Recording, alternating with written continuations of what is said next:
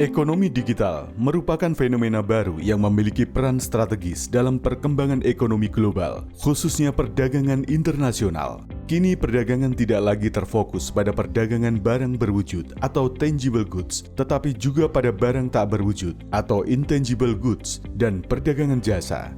Ekspor jasa dan intangible goods seperti produk-produk digital menjadi lebih mudah dengan perkembangan teknologi yang semakin pesat. Penerapan bea tarif atau customs menjadi semakin kompleks dengan makin maraknya produk-produk digital dan jasa yang memungkinkan perdagangan produk tersebut pindah lintas wilayah dengan mudah.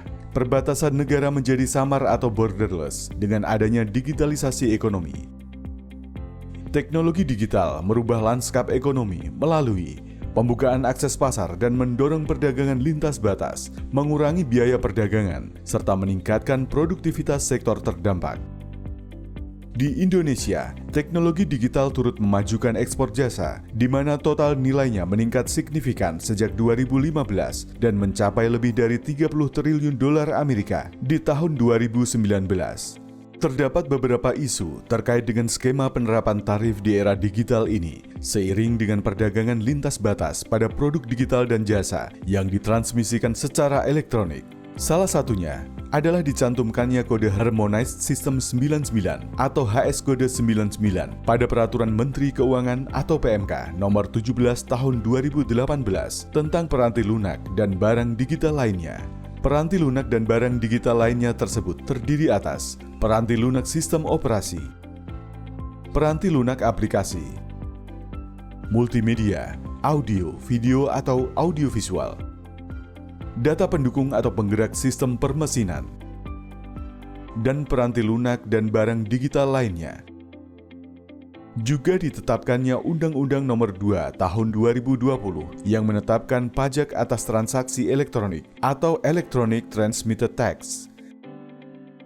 Intangible goods seperti produk-produk digital di atas bukan saja sebagai produk konsumsi, namun juga merupakan alat produktivitas yang digunakan, baik dalam proses produksi maupun dalam bisnis proses di berbagai sektor, baik sektor manufaktur, agrikultur, jasa pendidikan, jasa kesehatan, jasa telekomunikasi, jasa transportasi, dan masih banyak lagi.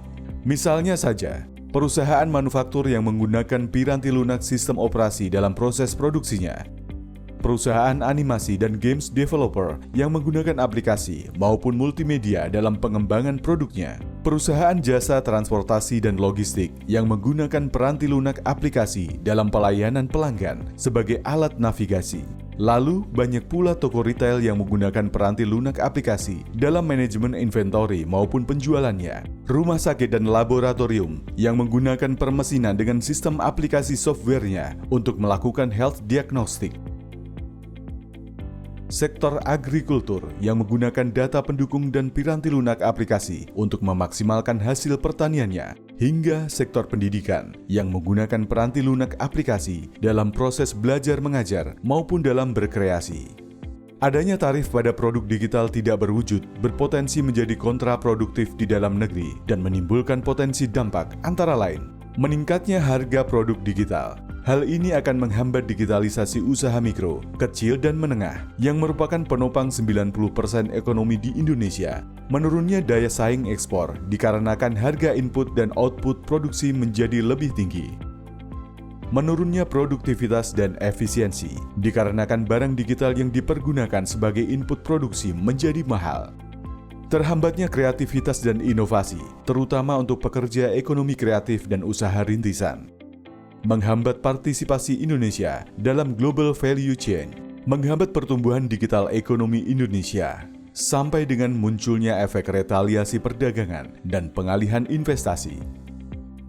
Berdasarkan isu-isu tersebut, maka muncullah perhatian pada regulasi yang terkait pada produk digital, antara lain Undang-Undang Nomor 2 Tahun 2020 dan khususnya pada PMK Nomor 17 Tahun 2018. Munculnya kode HS99 pada PMK 17 akan memberikan ruang bagi pemerintah Indonesia untuk dapat memberlakukan tarif atas produk digital.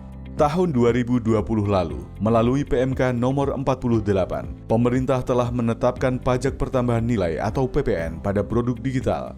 Penerapan PPN atas konsumsi barang digital merupakan skema yang lebih umum dipakai atau diterapkan. Oleh karena itu, penerapan tarif selain PPN atas produk digital ini dapat berpotensi menjadi kontraproduktif terhadap perkembangan ekonomi digital Indonesia. Kebutuhan kita terhadap impor barang digital tersebut sangat besar, baik dalam produksi maupun aktivitas ekonomi masyarakat. Mengingat belum adanya produk substitusi lokal yang setara yang dapat menggantikan produk digital impor.